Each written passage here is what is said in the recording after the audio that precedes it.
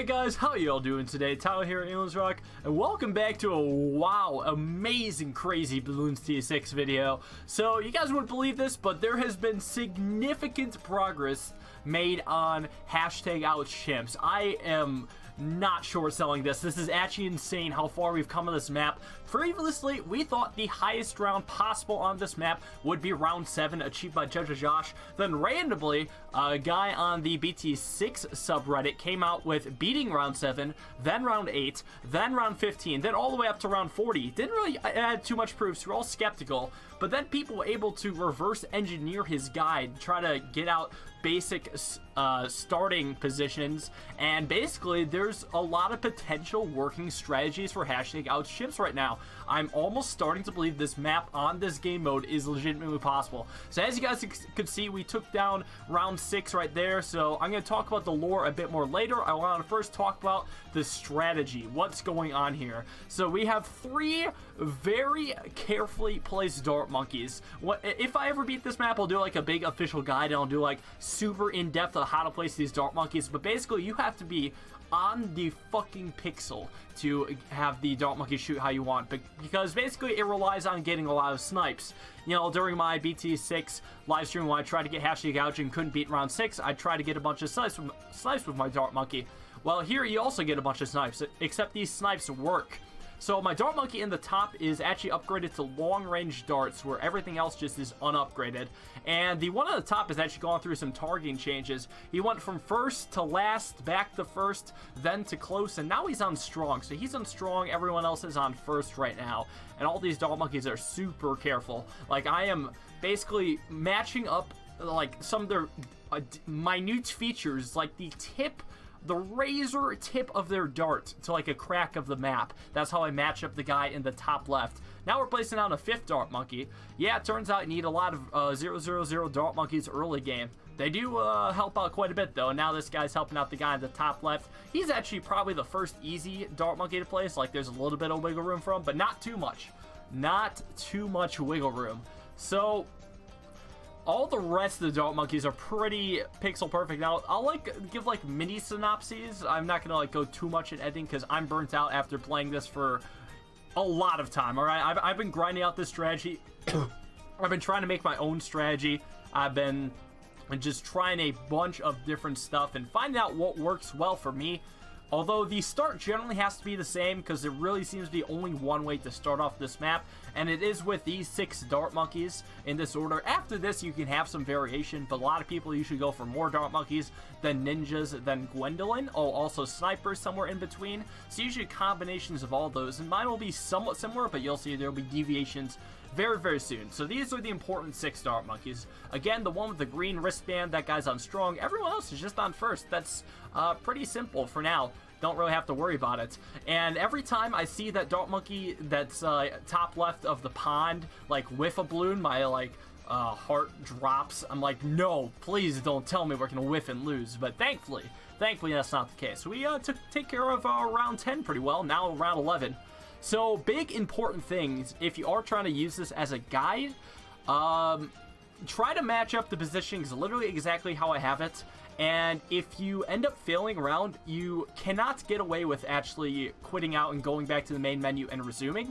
That kind of reverses or changes up the order of the balloons that come in that round. And it won't be passable on rounds like round 7, where if you quit out then reload in, you just won't be able to pop all the balloons with the new order of balloons per path that come in. You just have to get this first try. So basically you just have to practice these positionings over and over again. Look for cues, look for small things that might help you line up. For me, like I said, I tried lining up the tip of the razor to certain things. I tried lining up like their arm. I tried lining up different straight edges, you know, whatever works for you, but as long as you look closely. I think this is 1080p, so it should be pretty easy to tell. So anyways, here's the big twist. Nobody on the BT6 subreddit actually does this in their strategy. As far as I know, they all go Gwendolyn, but your boy is bringing Quincy, son of Quincy. I actually think he's probably one of the best heroes for this map, because he is insanely good early game. He's really not good late game. We just need extra help early game, and extra help we will get. Getting him right there, just kind of in the middle. He covers 3 paths. Every everything except for the left side, and he's just going to start leveling up real fast. He's going to have camel pop power, he's going to have lead pop power, he's going to have group pop power, he's going to have that ability that makes him attack fast, he's going to have that ability that hits a bunch of balloons at once. Might be helpful for round 63, which is mentioned in the title. Hint, hint. Anyways, round 12 did go by. Or no, this is round 14, my bad. This is actually one of the first rounds that you kind of need to micro. So all three dart monkeys on the left side should be set to strong for round 14, just to make sure that they target the yellows. The bottom most of the left three, you might want to toggle from first or strong to first, just in case it looks like balloons are going to leak out of the bottom, but generally you won't have to. But yeah, you gotta have them on strong, make sure to catch yellows, make sure your Quincy in the back is catching everything. And now we got one of the first super hard rounds, and by super hard I mean kind of RNG. I have literally had times where I was just not beating it and I quit out and I reloaded it, did the exact same thing the last time, and then suddenly magically beat it.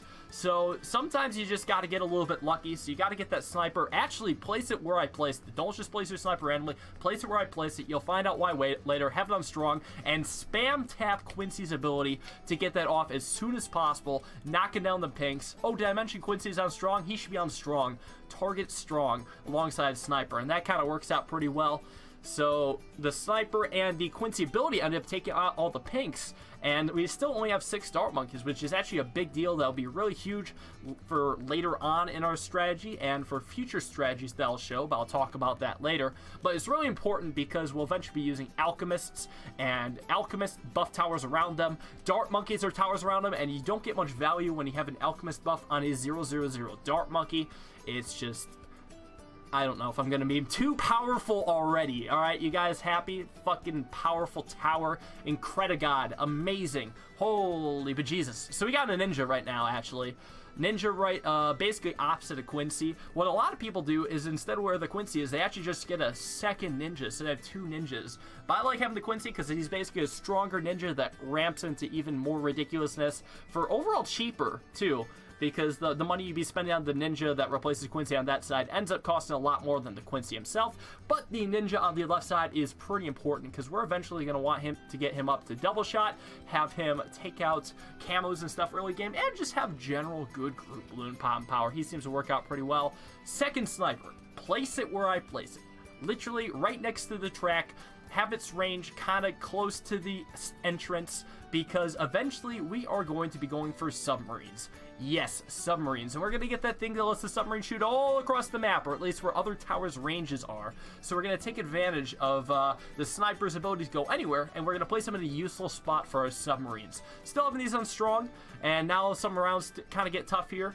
2 snipers on strong takes out black balloons pretty well, and then we want to get our ninja to 101. 001 first, then 101, as you can tell by this order. And round 21 isn't too bad. Sometimes you RNG and end up screwing up against the yellows, but that's okay. After any round after round 12, you can quit out and restart, except for one other round, and I'll talk about it when I get to there. But now here comes another disgusting hard RNG round. This one is infuriating because there is no rhyme or reason to why this strategy works on this round. It just does, and most of the time it doesn't, but like 1 out of 5 times it works, so you just kind of restart until it does. Basically, you try to get one of the snipers to 1-0-0, have your Quincy on strong, and hope that he hits everything. And then, obviously, you don't want to use Quincy's ability because you want to use that in round 23 against the white balloons. That works out a lot better. If I use my Quincy ability on round 22, then I would not have it for round 23, and round 23 would be even more RNG than round 22. It's still actually doable without Quincy's ability. It's more closer to like a 1 in 10 if you get it, though. So you have to kind of just keep doing that. So if you're trying to use this strategy for a black bordered chimps, I know, right? Black bordered chimps on Hatching the Couch. What am I talking about? People like we were even talking about round 8 chimps in the back. Now we're talking about black border, but let's be real, black border is probably not going to happen unless you're the luckiest son of a gun on this planet.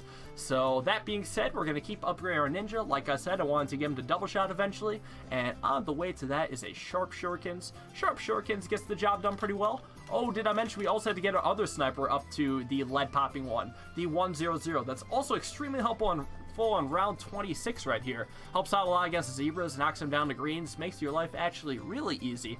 And now that you have both these snipers, you'll be set against leads until maybe round 37 or so, which is kind of comforting. You don't have to worry about dying to round 27 or 28 leads rather. So now we're just gonna slowly make our way towards the double shots. You'll notice that this guide is mostly in slow speed, and that's kind of for two reasons. One, because I'm a little nervous. I'm actually just doing it as I go. Like, I'm kind of figuring it out as I go, so this is really just kind of a sloppy run, and it'll definitely reveal itself later on. It actually gets funny how sloppy it gets, but it still works, okay?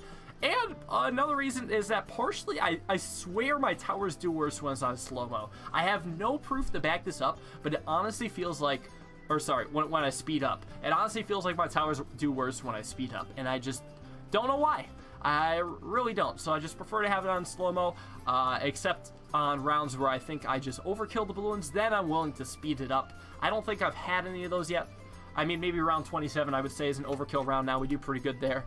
So I guess if you want to speed that up. But again, if you're really nervous like I was, just take it slow, just so you can always have the emergency quit to main menu thing, just in case, so you don't have to start the whole damn thing over again and go through all the early RNG rounds, because now we get to the fun rounds. Actually, legitimately fun, because it's not really RNG, it's more all about strategy at this point, and the strategy starts getting pretty damn interesting, because we are working on submarines. Like I said, we're going to get some airburst start subs, and we're going to give them the advanced intel. Let them shoot where any other tower's range is, including the sniper. Unfortunately, it doesn't get like full map range because of sniper, it only shoots to where its circle around it is, but that is still enough. That still counts for something, and that will be super huge come around the time of the Moab. So we're going to keep going. All these rounds are actually cakewalks pretty much. Round 32 is pretty easy. Round 33 is definitely easy. Round 34 is pretty easy. We're still taking it pretty slow. We're going to level up our subs. We're actually not going to get triple burst.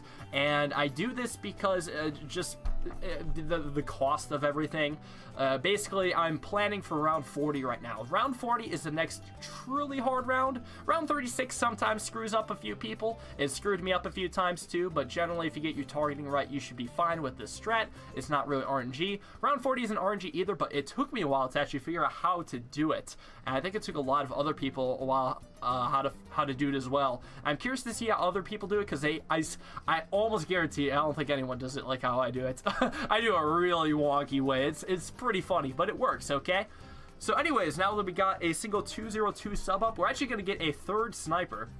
Remember how I said we'd be safe with lead pop and power up until round 37, and that's because a lot of lead balloons coming around 37, so we're going to get that third sniper positioned in another spot to give my subs even more map coverage. Like I said, the circle around the sniper is pretty tiny, so you kind of need to have multiple of them if you want a tower to have a full coverage of a track, and the track we're actually trying to cover the most of is the bottom track.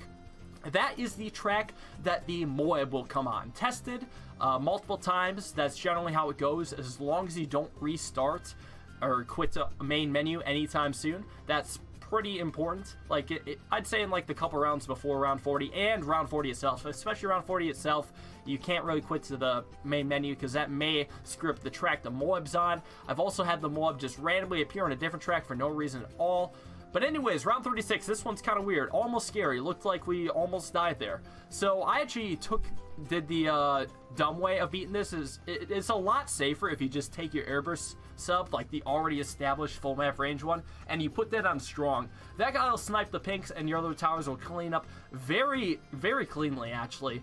But the way I did it, I guess it was a bit more nerve-wracking, putting you guys on the edge of your seats for a super exciting video for the YouTubes, obviously.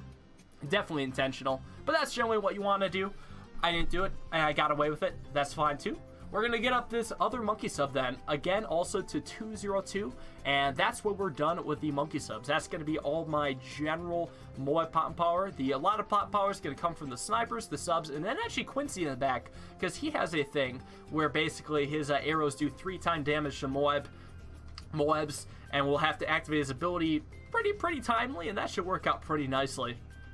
So a lot of leads came in that round, but thanks to our 3 snipers, we handled them pretty nicely. There are some camos, but again, the submarines generally do good. And here's where the fun part comes in. We're taking a druid, and we're putting it in the wonkiest of spots. This is far away from the center. What are we doing with this druid? Oh me, oh my. What is going on? So, bottom right druid. Remember I said the mob's coming on the bottom path? There is a certain upgrade of the druid that is going to be exceptionally useful for beating this mob. Can you guys see it? Did you guys see it? Half a second?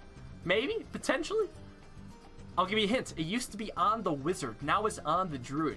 If you guessed Tornado Wizard, you're probably right. We are going to use some battles shenanigans to beat this freaking mob. Oh yes. Oh yes we are. It is going to be good. So you know how in battles, basically, whenever you go in wizard strategies and you want to beat moabs, you have this fire wizard taking down the moab, and then you have a tornado wizard, but you don't have the tornado wizard right away. You have a lightning wizard, and you wait for the moab to pop, for ceramics to come out. Then you immediately buy the Tornado Wizard, blowing back the ceramics very consistently. That is exactly what we are going for here, and oh my god, does it work beautifully. So our Tornado Wizard set up. We're just trying to save up money for it. We currently actually don't have the money for the upgrade, but we barely do achieve enough at the end of this round. We also get the Reach upgrade, which I think is kind of nice. And this guy is going to play sick cleanup. So here comes the Moab, a bottom path. Like I said, we're going to activate Quincy's ability to do extra damage, and BAM! There goes the tornado, knocking back the ceramics and some change inside the ceramics, beautifully cleaning it up, and that tornado druid has served this purpose, but actually it's going to serve even more of a purpose. It turns out to actually be a super useful tower at all stages of the game, I've noticed in the strat. So it's not even like just something you use for one round and ignore. It's not like wasted money at this point. It's extremely useful, and that guy was MVP of that point. So now we just got a lot of other hard rounds to deal with. They just get harder and harder and harder, just like me. And we are gonna have to pull some bullshit magic to get past this. So I'm going for the triple shot, I think this was called, of the sub. So it's the airburst sub, and it has the twice as fast normally attacking upgrade, but now we have the 3 times as fast, I think. So that's cool. I think I'm gonna be getting it for both. I think in recent iterations of the strategy, though, that I'm not showing you guys for personal reasons, I actually go for a Bloons Ninja, but this works too. So I just got my Dart Monkeys. I get the camel detection because round 42 is known for his camel rainbows. I'm not entirely sure, or I wasn't at the time entirely sure, of how well this defense would actually hold off against the camel rainbows, like with the Quincy and the 301 Ninja provide enough camo coverage for the subs to clean up, or will we need extra help from the Dart Monkeys? I just played it safe and went for extra help from the Dart Monkeys, but it turns out you actually don't need to upgrade them to camo detection, which is kind of nice. Anyways, round 43 coming in. I have an extra sub sitting around here, and Quincy's ability being used against these ceramics, very nicely timed, and you got to see some more Tornado Druid action. He actually blowed back some ceramic innards that probably saved my life, to be honest. So round 43, all you need is, like, you know, just some stuff upgraded, subs upgraded, or Bloons Ninja with an alchemist buffing it, and then a well-timed Quincy ability. The well-timed Quincy ability is the important part. You have to wait until a ceramic actually enters its range and you assume it's going to be a threat. Then you activate that, and that should carry you through that round pretty well. So the next hard ceramic round, I believe, is 47, and so you're going to have to do that again. I think at this point in time, this is actually the first time I've made it to these rounds that I'm currently at, so I am quite literally playing it by ear in this strategy, but I think I'm making some reasonable moves. Getting a Bloons is generally a smart thing to do. More submarines, why not? They're not too bad pop and power. Why not just fill the pond with them? Get some triple burst, maybe even some armored piercing eventually, but we want to start with just generic pop and power. We definitely just want full map coverage, triple airburst starts, and that'll do pretty well. So these rounds are actually really nice that they just generate cash for you, let you get your stuff upgraded without really having to worry too much. Like pink balloons were a threat 20 rounds ago, but they're really not so much now. Fortified leads are easily taken out. The snipers are still doing an excellent job, and Quincy also does pop lead, which might come in handy later, but you know, he still isn't even needed right now. Just 3-1-0-0 snipers and strong is really good. I've seen a lot of people going for 1-0-2 snipers, and honestly, I think they're overrated. I don't think they're that great. So as you can see by the arrows, we did have to restart round 47 because I forgot those ceramics. I'm like, okay, we need to figure something out. So what did I do? Basically, I got a buffing alchemist. I think that's a... Oh, that's not even 300. That will be eventually. That will be. Maybe even a 400. I'm working on that. But basically, again, you just need a well-timed Quincy ability to beat around 47 ceramics, and that gets the job done pretty darn well. So basically, the plan for map coverage is we're going to have a bunch of buffing alchemists and a bunch of airburst subs, and hope that provides me enough damage to beat round 63 and maybe eventually Chimps as a whole. I don't know. But we finally got our first Berserker Brew. Now, like I said, remember what I was talking about early on with the Dart Monkeys? This Alchemist is going to buff the 0/0 Dart Monkey every now and then. Oh, yes it is. And it is going to be infuriating when it does, because I would much rather have it buff a Bloonjitsu or a Submarine. But that's okay. I guess, you know, we can get over it. We'll still be friends. That's alright. You know, nobody's perfect. But he also does buff a lot of other things. I think my Alchemist in Battle Death has 4 towers in his range, so he can actually only buff 2 towers at once, but he has 4 in his range, so it would make sense to add another buffing Alchemist there. So that way 2 Alchemists could buff 2 towers each, resulting, holy crap, in 4 total buffs, which is every tower buffed, which means sure the 0/0 Dart Monkey's buffed, but so is every other useful tower right there. And now round 49 is another tricky one. Lots of ceramics coming in. This is one you can kind of just keep trying over and over and over again, because honestly the ceramic ordering just is different every single time. And I actually panicked here. I'm like, oh, time to restart again, but somehow we clutched out a lucky defense. Generally, you can actually beat that without it being that close, though. It's usually not too bad. Sometimes, again, you just do have to start over and over again just to get the ceramic entrance that you like. It's usually a lot better if ceramics are coming from left to right rather than top to bottom. But we managed. A lot came from top to bottom, and my boy Quincy just manhandled them, so that's pretty cool. More Moabs coming in, but now we actually got a lot more defense. We don't have to rely on that Tornado Druid anymore. We got damage. We got a bunch of subs. We got 4 of these tanky airburst subs now, and they attack faster than the ones on round 40. We got a Bloonjitsu Ninja. We got Alchemist buffing it. Hell, we're in paradise right now, and we're just gonna farm out a lot of money. I think there were some fortified leads that came this round, which we demolished with our snipers, or maybe they're later. I don't remember when they come. I guess they came earlier. And the Moab should be taken down pretty well too. That was a little scary, but that was a top to bottom Moab. Obviously, as you can tell, top to bottom is a lot shorter of a track than left to right. That's why I just prefer left to right Moabs much more. So that being said, some Camel Ceramics are actually very easily handleable, because my submarines practically detect camo, as long as the balloons are in the range of my Quincy and Bloonjitsu and random Dart Monkeys, which basically is the entire center of the map. And that just works out really well, so we're just going to keep pushing through these rounds. The upcoming rounds might be tough, though, once we start having to deal with multiple Moabs in a short period of time.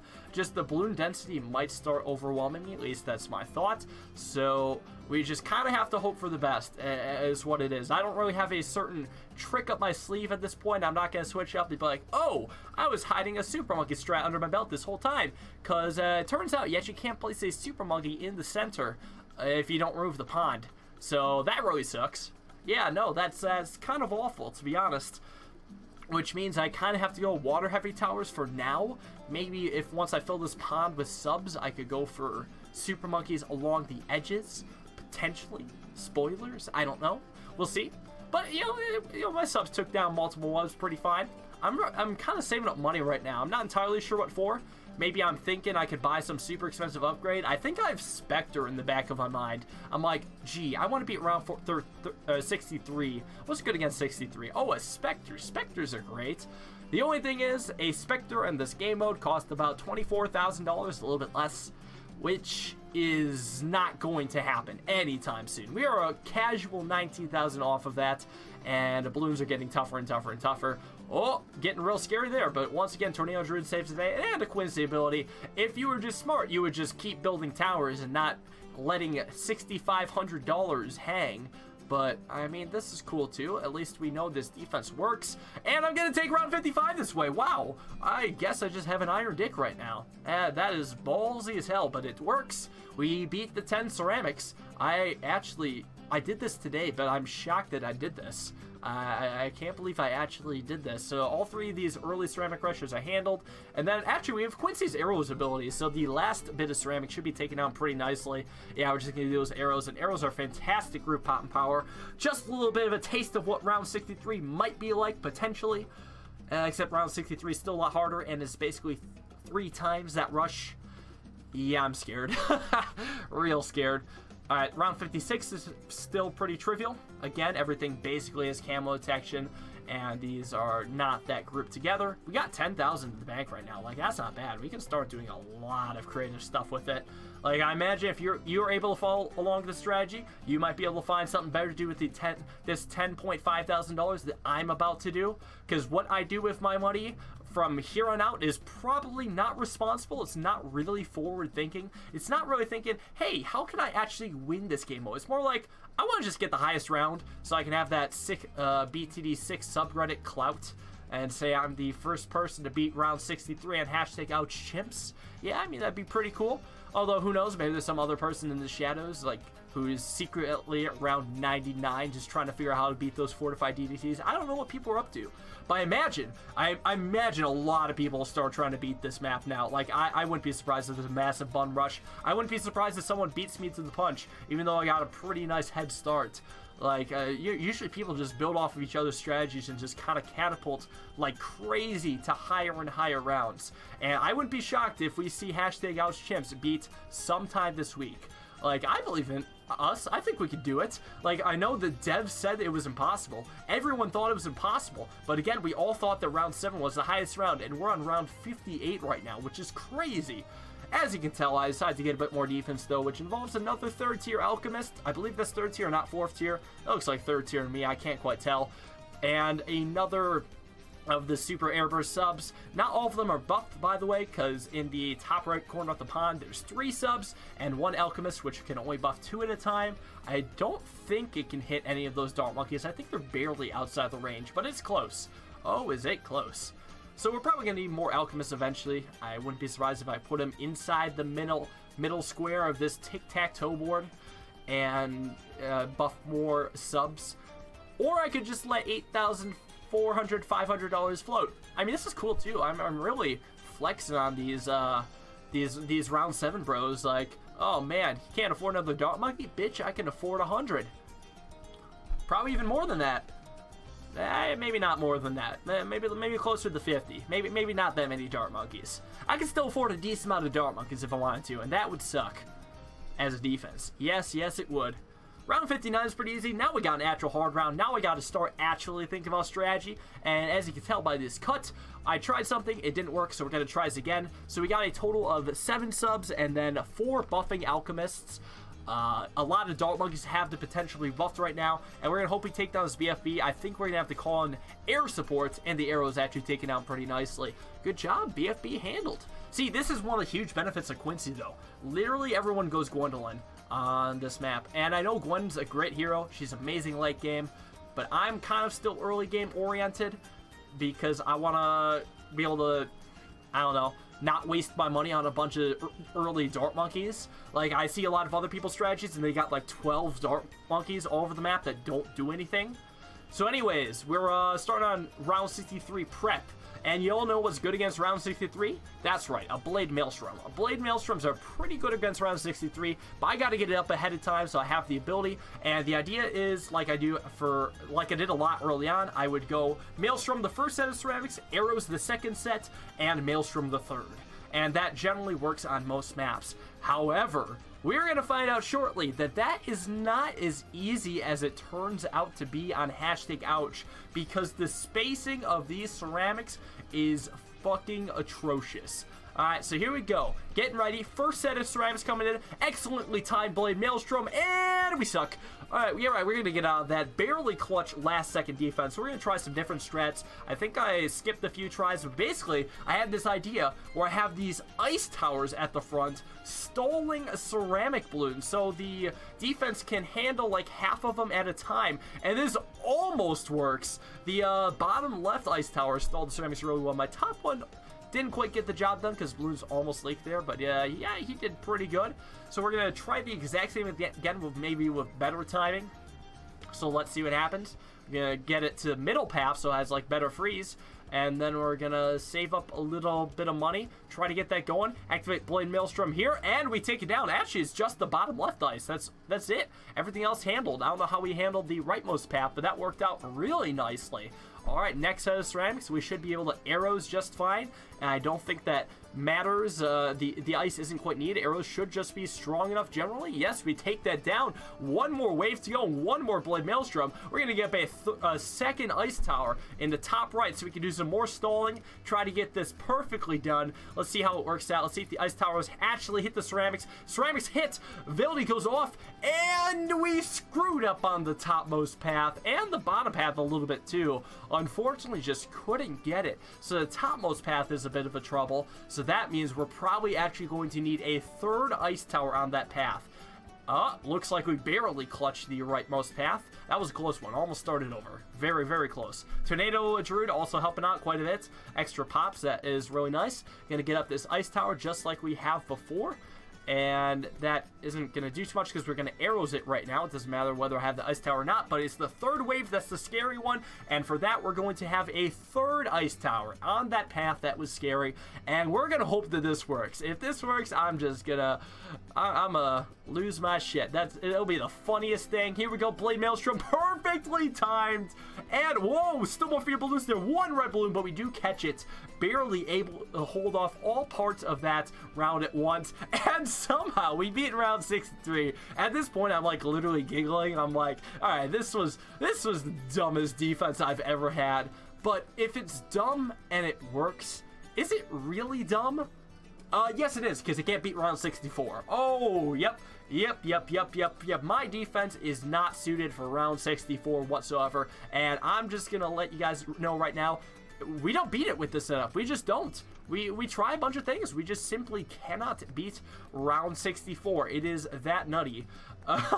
Like, you know, the ice towers kind of cockblock some stuff, but it turns out my subs just don't have enough popping power to deal with all the webs. And they can't really pop frozen balloons, so like I said, the frozen balloons from the ice tower do actually cockblock some shots. I'm trying to fix that, but maybe placing a cannon there to unfreeze some of the balloons, but I just don't have enough raw popping power any way you cut it.